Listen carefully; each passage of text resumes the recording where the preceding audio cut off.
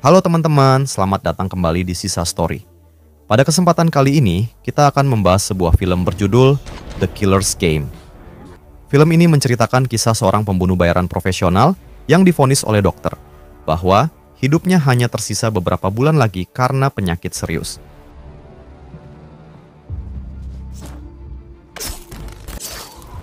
Akibat hal tersebut, ia memutuskan untuk mempekerjakan jasa pembunuh bayaran lain agar segera mengakhiri hidupnya.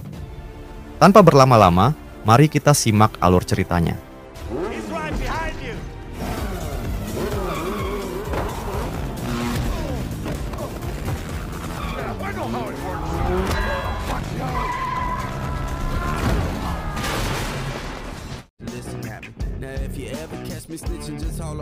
Film dimulai di Budapest, Hungaria, tepatnya di sebuah acara mewah yang sedang berlangsung. Beberapa mobil super mewah tiba di lokasi tersebut.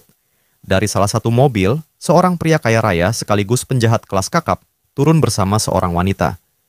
Saat pria itu memasuki ruangan utama yang menjadi lokasi pesta tersebut, seorang pria bertubuh kekar bernama Joseph Flood terlihat sedang memperhatikan keadaan sekitar. Acara dimulai dengan sebuah pertunjukan tari.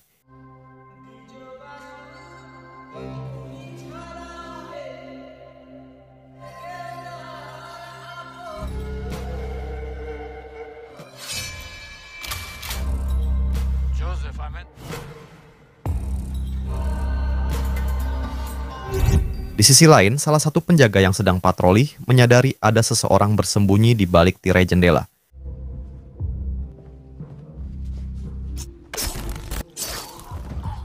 Joseph pun mulai menyingkirkan satu persatu anak buah pria kaya tersebut.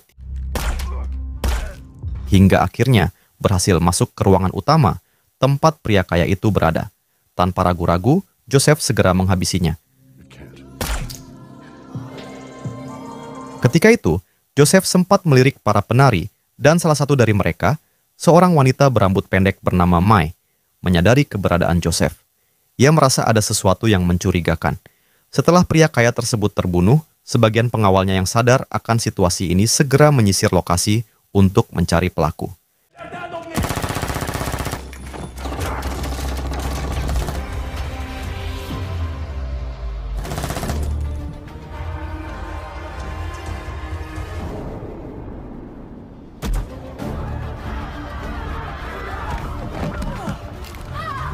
Ketika berusaha melarikan diri dari tempat kejadian, Joseph tiba-tiba mengalami penglihatan kabur akibat penyakit yang sudah lama ia derita. Begitu pandangannya mulai pulih, ia mendapati seorang wanita penari terinjak-injak di tengah kekacauan tadi. Dengan sigap, Joseph mengambil ponsel Mai yang terjatuh dan mengevakuasi dirinya sendiri. Namun, tak lama setelah itu, penyakitnya kambuh lagi.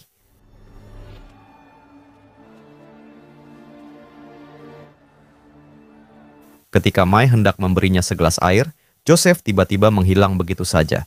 Sesampainya di rumah, Joseph meminum obat pereda rasa sakit untuk mengurangi penderitaannya dan langsung beristirahat. Keesokan harinya, ia pergi untuk memeriksakan kondisinya ke seorang dokter khusus bernama Kegan. Dari pemeriksaan tersebut, diketahui bahwa selain menjadi pembunuh bayaran profesional, Joseph juga mantan sersan militer yang sudah lama pensiun. Setelah mengambil sampel darah Joseph untuk diteliti lebih lanjut, Kegan menyarankan agar Joseph melanjutkan aktivitasnya seperti biasa. Pulang dari klinik, Joseph menemui atasannya yang bernama Soft Rivers untuk menceritakan kondisi kesehatannya. Ia mengungkapkan bahwa selain sering mengalami penglihatan kabur, ia kerap merasakan sakit kepala yang luar biasa. Mengetahui kondisi tersebut, Soft menyarankan agar Joseph beristirahat sejenak sampai tubuhnya kembali pulih. Namun, Joseph teringat bahwa ia belum sempat mengembalikan ponsel Mai yang tertinggal saat insiden sebelumnya. Ia pun memutuskan untuk menemui Mai di sebuah sanggar tari di pusat kota tempat Mai rutin berlatih. Ketika Joe bertemu Mai, tampak jelas bahwa Mai memiliki ketertarikan padanya. Dengan penuh percaya diri, Mai mengucapkan terima kasih dan langsung memberikan nomor ponselnya, lalu mengajak Joe makan malam.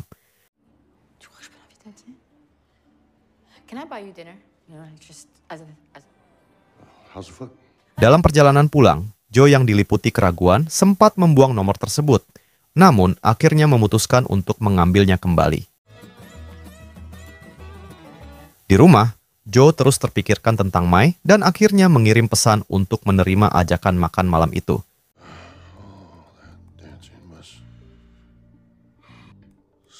Saat kencan pertama mereka, Joe dan Mai tampak cocok satu sama lain, menemukan berbagai kesamaan yang membuat mereka semakin nyaman. Di momen itu, Joe menceritakan latar belakangnya, di mana ia tidak memiliki keluarga akibat tragedi pahit yang menimpa kedua orang tuanya. Setelah kejadian tersebut, Joe memulai pelatihan militer di usia 18 tahun. Hubungan antara Joe dan Mai pun semakin dekat sejak kencan pertama mereka. Meskipun begitu, kedekatan ini tidak pernah mengganggu pekerjaan masing-masing.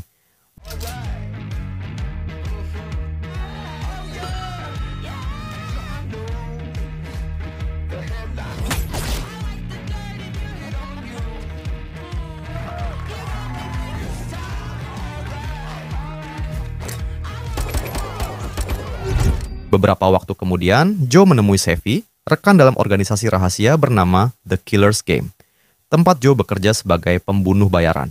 Joe menyampaikan bahwa ia ingin keluar dari organisasi tersebut sebelum Mai mengetahui identitas aslinya. Sevi menawarkan dua pilihan, keluar dengan cara bersih atau menghadapi konsekuensi berat. Jika tetap ingin bergabung dengan organisasi itu, Sevi menyarankan agar Joe jujur kepada Mai tentang profesinya. Namun, jika tidak mau melakukannya, maka satu-satunya jalan adalah keluar sepenuhnya dari The Killer's Game. Mendengar semua itu, Joe yang sudah merasa lelah dengan kehidupannya memutuskan untuk menghentikan keterlibatannya. Sebelum pensiun dari pekerjaannya, Joe mengundang Sevi beserta istrinya Sharon untuk menghadiri pesta ulang tahunnya.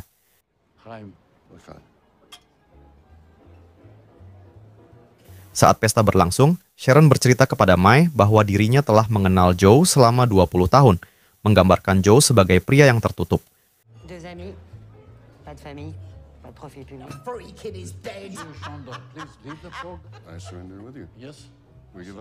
Dua hari kemudian, Joe mendapat kabar mengejutkan dari Dr. Kagan.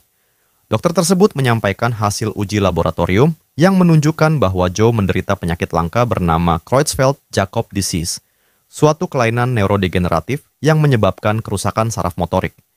Penyakit ini memicu gangguan koordinasi, sakit kepala berat, hingga kebutaan yang akhirnya berujung pada kematian. Lebih buruknya lagi, penyakit ini tidak memiliki obat dan sudah mencapai tahap yang parah pada tubuh Joe. Kagan menjelaskan bahwa satu-satunya langkah yang bisa diambil hanyalah perawatan selama 3 bulan. Setelah mendengar diagnosis tersebut, Joe pulang ke rumah dengan perasaan hancur. Meski patah semangat, ia mencoba mencari informasi lebih lanjut di internet tentang penyakitnya, dan mendapati bahwa Dr. Kagan memang benar.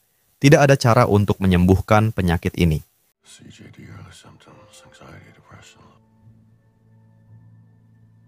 Joe terpaku dalam lamunan panjang, membiarkan pikirannya melayang pada kenangan manis yang ia habiskan bersama wanita yang dicintainya. Didorong oleh hasrat untuk memberikan ketenangan dan kedamaian kepada Mai setelah kepergiannya, Joe mengambil sebagian tabungannya.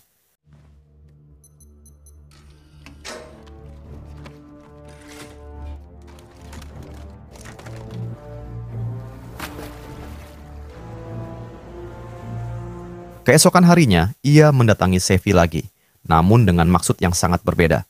Kali ini, Joe memohon kepada Sevi agar menyewa pengintai bayaran untuk melakukan yang dia inginkan. Permintaan itu mengejutkan Sevi hingga tak mampu menyembunyikan keterkejutannya, apalagi setelah mendengar penjelasan dari Joe mengenai kondisinya yang sudah tidak bisa disembuhkan. Meski dijanjikan imbalan hingga $2 juta, Sevi tetap menolak ide gila tersebut. Ia menegaskan bahwa tindakan seperti itu bukan hanya berbahaya, tetapi juga keliru, seraya memohon agar Joe berhenti membuat keputusan sembrono yang hanya akan menyakitinya lebih dalam.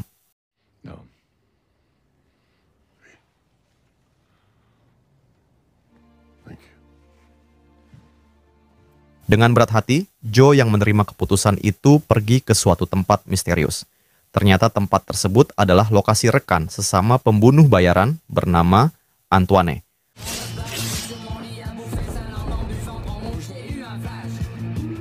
Mendengar penjelasan Joe, Antoine, yang sudah mengenal reputasi Joe sebagai pembunuh terbaik di Eropa, awalnya menolak permintaan Joe. Namun, setelah Joe menawarkan imbalan sebesar $2 juta, Antoinette setuju untuk membantu. Ia segera menghubungi anak buahnya, seorang pembunuh bernama Lovda, yang baru saja menyelesaikan misinya.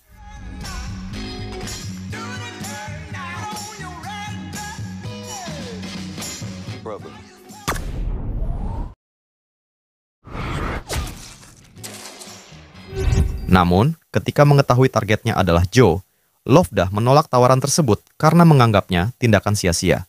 Antoinette tak menyerah dan menghubungi kelompok lain, Goyang Gang serta Langos Broskul. Kedua kelompok ini baru saja menyelesaikan tugas masing-masing dan bersiap menerima perintah baru.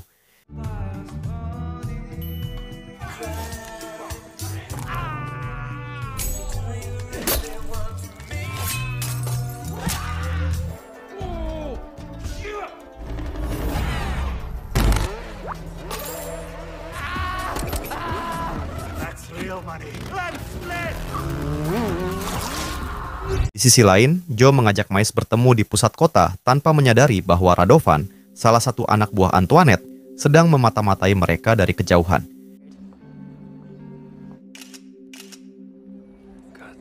Dalam pertemuan itu, Joe secara langsung menyampaikan kepada Mais bahwa ia ingin mengakhiri hubungan mereka. Mendengar hal ini, Mais sangat terluka karena ia masih mencintai Joe. Setelah pertemuan itu, Joe yang mabuk berat di rumahnya mencoba mengirimkan pesan suara kepada Mais. Dalam pesan itu, ia berniat menjelaskan bahwa dirinya menderita penyakit langka. Namun sebelum menyelesaikan pesannya, Joe tanpa sengaja mengirimkannya. Tak lama kemudian, ia menerima pesan dari Kegen yang memintanya segera menghubungi balik. Saat berbicara dengan Kegen, Joe mendapat kabar bahwa hasil labnya tertukar dengan pasien lain. Dan penyakit yang ia kira berbahaya ternyata hanyalah vertigo biasa.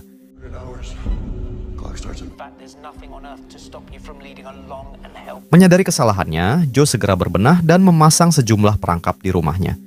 Benar saja, Goyang Gang tiba dalam diam dan masuk ke kediaman Joe. Sebelum kekacauan terjadi, Joe mencoba menegosiasikan pembatalan kontrak pembunuhan tersebut. Namun, kelompok itu menolak karena kontrak sudah diterima.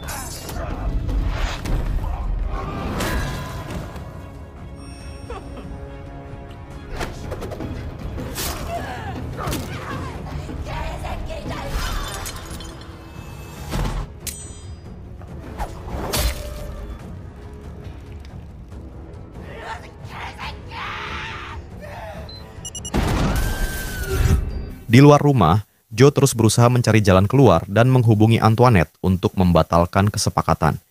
Meski Joe berjanji membayar denda atas pembatalan tersebut, Antoinette tetap bersikeras menghentikan hidup Joe karena dendam lama. Joe pernah membunuh ayahnya. Setelah percakapan telepon terputus, Joe mengirim pesan kepada Mais, meminta maaf dan memintanya segera keluar kota karena situasi menjadi semakin berbahaya. Tanpa diduga, Langos Bros muncul dan menyerang Joe menggunakan motor mereka.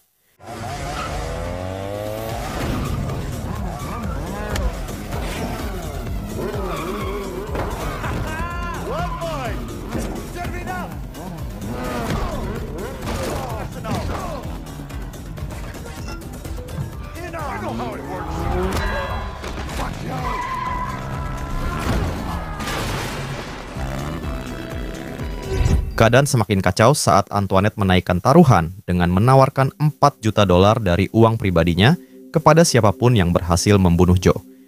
Tawaran ini membuat Lovdah berubah pikiran dan menerima pekerjaan tersebut. Mackenzie bersaudara juga tergiur dengan imbalan besar tersebut, sementara dua wanita cantik yang dikenal sebagai Two Women's Murderers ikut bergabung bersama seorang maestro pembunuh bayaran bernama Botas.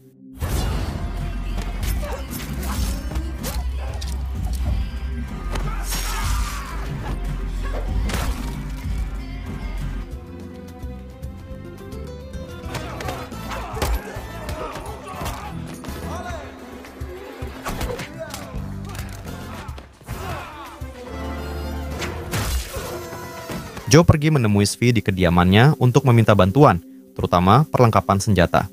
Svi, yang juga berencana untuk pensiun seperti Joe, hanya mampu memberikan beberapa alat peledak agar Joe bisa bertahan.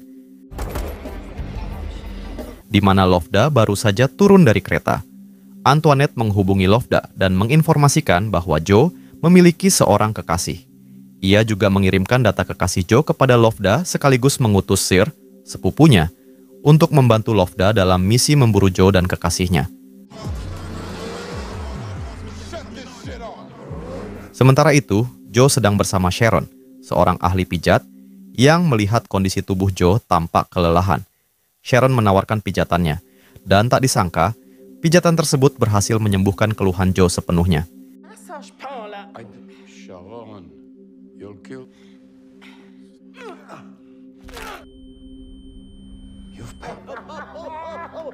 Di tempat lain, Lovda ternyata sedang mengawasi rumah Mai dengan niat menculiknya agar dapat memancing keberadaan Joe.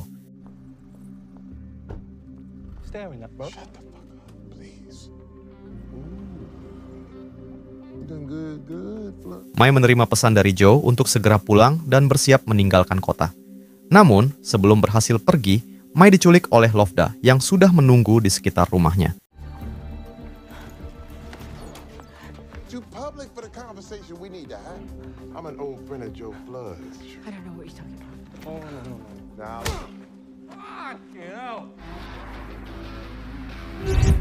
Karena merasa peralatannya tidak mencukupi, Svi meminta Joe untuk pergi ke Kastil Scottsburger yang terletak jauh dari pusat kota.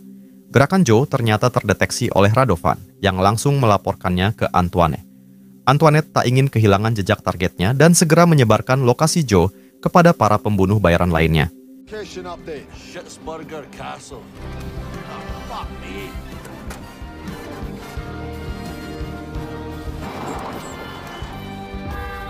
Setibanya di kastil, Joe memeriksa keadaan sekitar dan menemukan beberapa senjata kuno.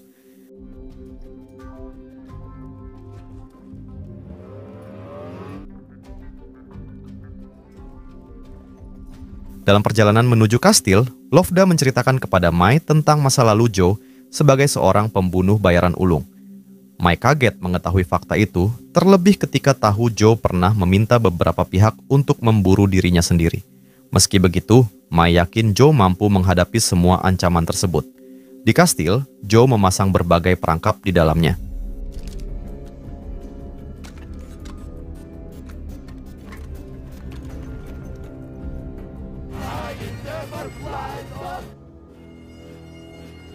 Tak lama setelah itu, Mackenzie bersaudara datang tanpa diundang dan memulai serangan dengan melemparkan granat. Pertempuran pun dimulai.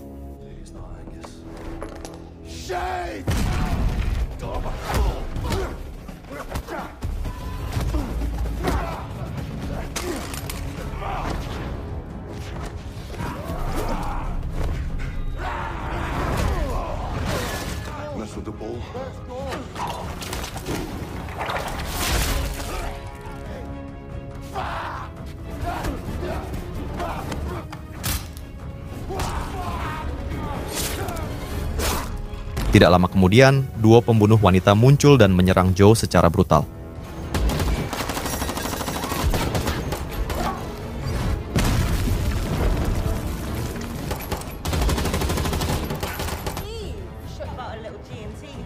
Appreciate the offer. What, big boy?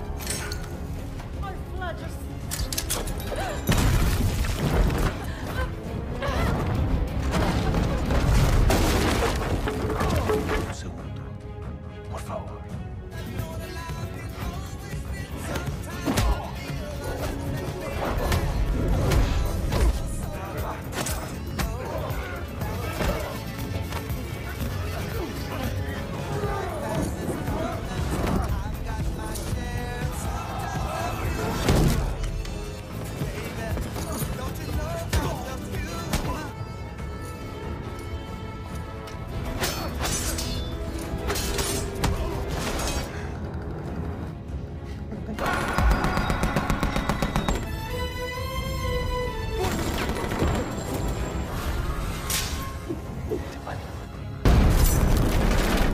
Sementara itu, Manny, Mai, dan Lovda tiba di luar kastil untuk memantau situasi. Lovda meminta Manny menjaga Mai sementara ia mencoba menghubungi Joe. Joe meminta Lovda untuk tidak menyakiti Mai, wanita yang dicintainya. Lovda memberitahu Joe bahwa pasukan Radovan sudah mengepung kastil dari luar. Mengetahui hal ini, Joe marah dan bersiap menghadapi kelompok Radovan meskipun jumlah mereka cukup besar.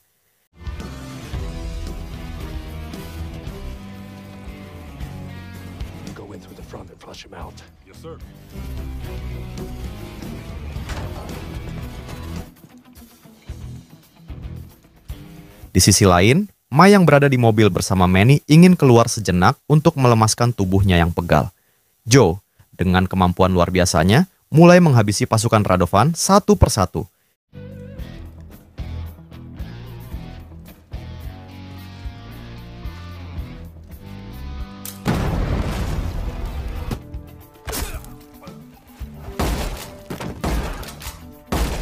Ia memanfaatkan jalur belakang kastil untuk melarikan diri. Namun, tak disangka, pergerakannya diketahui oleh Lovda yang berniat menembaknya. Lovda menyadari semua kekacauan ini berawal dari kebodohan Manny dan akhirnya memutuskan mengakhiri kerja samanya dengan Manny. Ia bahkan meminta bayaran tambahan pada Radovan sebagai kompensasi.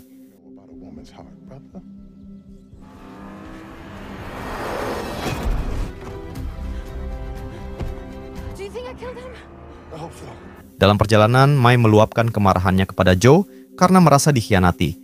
Joe tidak pernah jujur tentang profesinya sejak awal pertemuan mereka.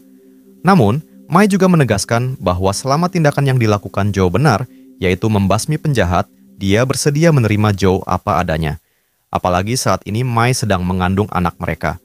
Sayangnya, belum sempat percakapan selesai sepenuhnya, Mai tiba-tiba pingsan tanpa alasan yang jelas. I'm retiring. You okay? Hey, Macy. Joe menyadari bahwa Macy terluka akibat tembakan peluru dari Radovan. Tanpa membuang waktu, Joe segera membawa Macy ke sebuah gereja yang letaknya cukup dekat karena dokter dan rumah sakit terlalu jauh. Sesampainya di gereja, pastor setempat menyarankan Joe untuk memberikan pertolongan pertama. Beruntung, tidak lama kemudian Macy tersadar dan menjelaskan bahwa dirinya hanya mengalami luka gores dari peluru yang ditembakkan Radovan. Di momen itulah, tanpa diduga, Joe melamar Macy untuk menikah. Dalam kepercayaan mereka, seorang pria penuh dosa harus bertobat terlebih dahulu sebelum melangkah menuju pernikahan. Joe menyadari banyaknya dosa yang telah ia lakukan, sehingga ia mencoba melakukan pengakuan dosa kepada pastor. Pastor terkejut mendengar banyak tindakan kejam yang pernah dilakukan Joe, apalagi saat Joe mengungkapkan bahwa dirinya sedang diburu oleh seorang pembunuh bayaran. Waktu yang semakin sempit membuat sang pastor akhirnya memberikan pengampunan atas dosa-dosa Joe. Setelah itu, Joe dan Macy dinikahkan dengan mas kawin berupa kunci granat yang dibawa Joe dalam sakunya.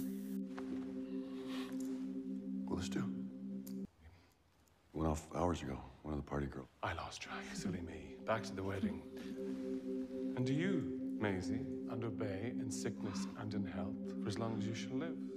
Maisie. Namun, di tengah prosesi pernikahan itu, Lovdah tiba-tiba muncul dan menembak sang pastor. Tak lama kemudian, Radovan beserta kelompoknya datang dan menyerang Lovdah karena ia tidak ingin Lovdah memenangkan permainan mereka. Di tengah situasi kaos tersebut, Joe segera membawa sang pastor ke sebuah ruangan untuk mendapatkan pertolongan pertama dari Macy.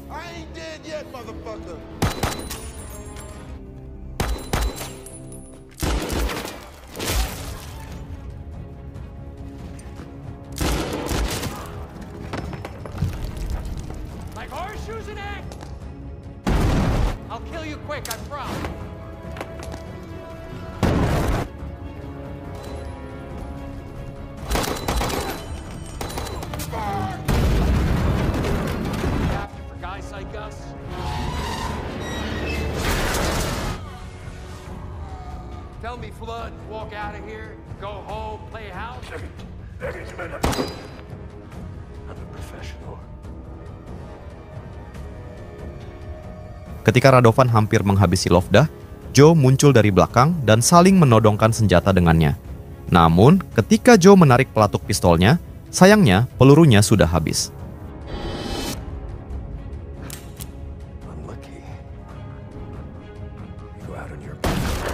Alih-alih terus bertarung, Joe dan Macy yang sudah kelelahan memilih untuk meninggalkan tempat itu.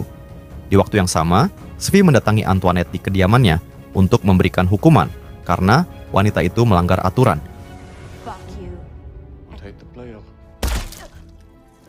Sementara itu, Lovda yang selamat dari insiden sebelumnya sudah mendapatkan perawatan dan diam-diam tetap menyimpan dendam terhadap Joe. Beberapa hari kemudian, Joe akhirnya memutuskan untuk pensiun dari kehidupannya yang penuh bahaya dan mengadakan acara pernikahan resmi bersama Messi. Acara tersebut dihadiri oleh sahabat mereka seperti Svi dan Sharon, yang tampak bahagia melihat hubungan Joe dan Messi yang kini harmonis. Dan film ini pun berakhir.